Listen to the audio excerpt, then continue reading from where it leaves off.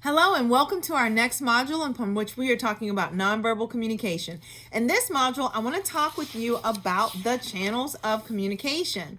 It's interesting to note that some of the channels of non-communication include physical appearance, personal space, touch and gaze, facial expressions, and voice gestures.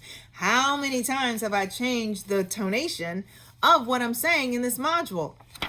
Guess what? It's nonverbal communication. Let's begin. So, we talked about physical appearance being important in nonverbal communication. Know that our bodies send messages in various ways. Body endowment includes our natural and enduring physical characteristics such as the color of our skin, hair, and eyes, which all can change with a great trip to the spa and the eye doctor. That shapes our body, contours our face. Body modification refers to the many ways we alter our physical appearance. In addition to the widespread practices of dieting, exercising, shaving, makeup, tattooing, piercing, again, these things go into what makes up the nonverbal communication of our physical appearance. Even body adornments, necklaces, bracelets, rings. Again, the primary communication function of our physical appearance is to signal the many facets of our identities. As we move forward into understanding physical appearance, do know that it's not only the things that we've talked about, but this also incorporates in the section upon which I talk about if I'm in the mentor space with you and you're my student, our material self. If you are one of my customers, my clients that I coach, this is your brand identity, or it's the avatar that you are seeking to attract. Okay, so when we talk about personal space, touch, and gaze, it's important that we understand that we use personal space, touch, and gaze as three channels of communication as an approach avoidance signaling system. We have seen people give the eye. We have seen people ask for more space. We have seen people move in closer in conversations when talking with us, which signals a level of proximity and intimacy. So do know that when we're talking about personal space, touch, and gauge, it refers to this invisible bubble of space we carry with us that we may become more territorial with, about people getting too close or people touching things that are in our space, or even how they look at us or how they gaze at us.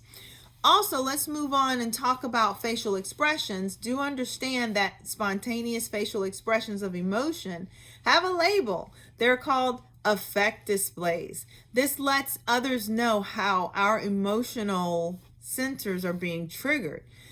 Ample evidence that emotional signaling in general and facial expressions in particular are innate systems.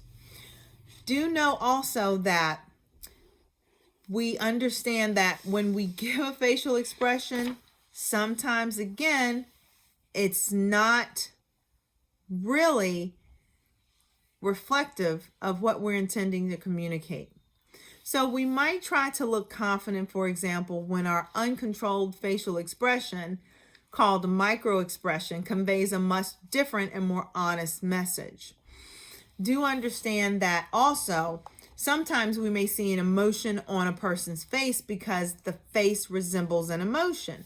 This emotion overgeneralization hypothesis has been supported in numerous studies and probably resonates with any of us who recalls seeing someone who, quote unquote, looked sad, looked happy, or looked angry, even though that person denied feeling that way. This is an example of sometimes we say people have a resting face. Ring a bell? For this module, let's just use our imaginations. And if that's not triggering anything to your recollection, ask a friend to show you an example of a resting face. So, do also know that there's the paradigm of emotion when it comes to emotional contagion, which refers to a phenomena in which emotions spread from person to person. While some people may not agree to this, if you see someone smiling or you see three people smiling in a conversation, naturally you're going to ask your friends, what are you smiling at? Especially if you don't know the context of the smile. Now, when we think about gestures and voice, do understand that also there are different ideologies as it relates to kinesthetics that includes how we use gestures to communicate with others. Do you understand the main one that we use when we're thinking about gesture and voice are vocalizations, voice quality, as well as gestures that we can relate to called illustrators to help us get the message across. Stressing a point or simply beat out the natural rhythm of our speech is a batonic gesture. I do that a lot when I'm teaching and I'm coaching. So do know that it's important to understand that speech can be produced. It's marked. Visualizing speech includes body movements that add a visual dimension to our discourse, making it possible to see something of the thoughts or see some of the thoughts we're trying to express.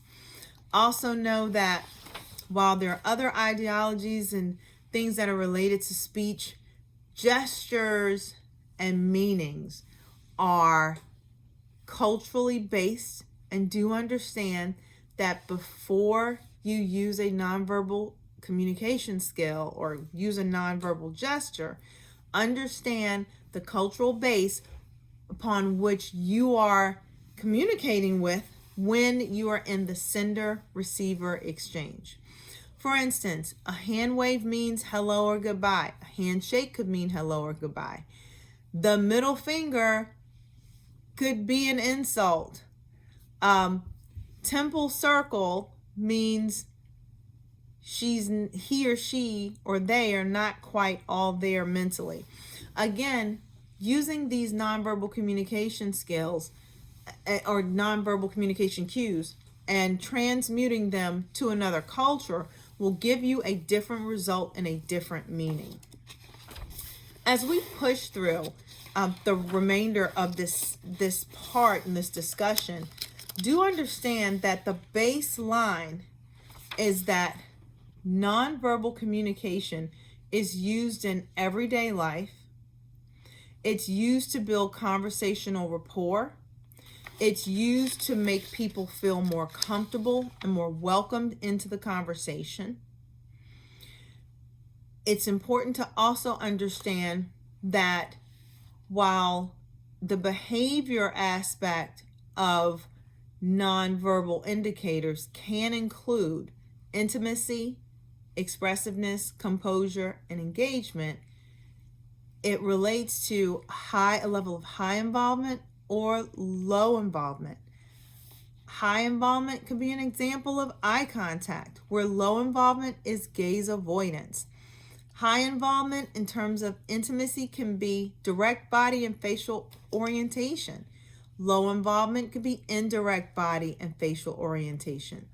High involvement of intimacy is leaning towards a person when you're talking, where low involvement could be leaning away. Again, know that these are generalizations. Know that these are present, but do also know that sometimes in the context of a parent, the immediacy and the high involvement of leaning towards someone is not, and eye contact and direct body and facial orientation, close proximity, open body, and touch does not necessarily mean that that person wants to be intimate.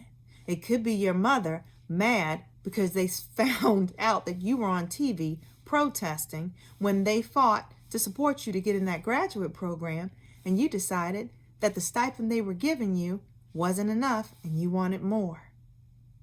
So that mama that looks at that student, leans in, uses direct body and facial orientation, leans forward, gets in close proximity, opens the body position, and may even touch, maybe shaking some sense into that person's head to stop protesting and be grateful for what you have. And that's a joke in this module for my mentor students. They know what we're talking about. I will throw some stories in here for my client, my coach, the clients that I coach. But that one right there, that was for the students I mentor and I teach. Okay, let's move on and let's talk about interpersonal coordination. Do understand that researchers and scholars have coined the phrase traffic signals to describe how we use to control and flow the interactive speech. That's called regulators. So do understand that this process consists largely of vocal and gestural actions. Okay, so as we move forward to rounding out this module lesson, do understand also that there could be levels of deception in nonverbal communication. And while unlike our deliberate efforts to build rapport, we rarely interact with others for the sole purpose of catching them in the act of lying. To the contrary, most of us tend to give people the benefit of the doubt, trusting that what they tell us is true. However, many scholars have given nonverbal cues, and professionals in the field of law enforcement have given nonverbal cue labels to different actions. So, while this isn't fair, because we understand that nonverbal communication is different from culture to culture, again, for all purposes of this module, do know that it does exist.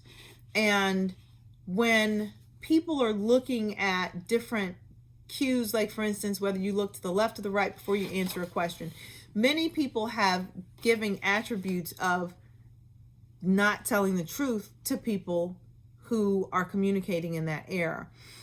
Do also know as well that while many people have popular beliefs about nonverbal signals of not telling the truth when they're engaged in that moment, do know again it's personal perception, and it has to do with cultural assimilation as well, and understanding how the other person communicates culturally in a nonverbal manner. So with that discussion had, I want to thank you for joining me in this module, and I cannot wait to see you in the next module where we will talk about language and interpersonal communication. Language and communication, the development of language skills, and using language in interpersonal interactions.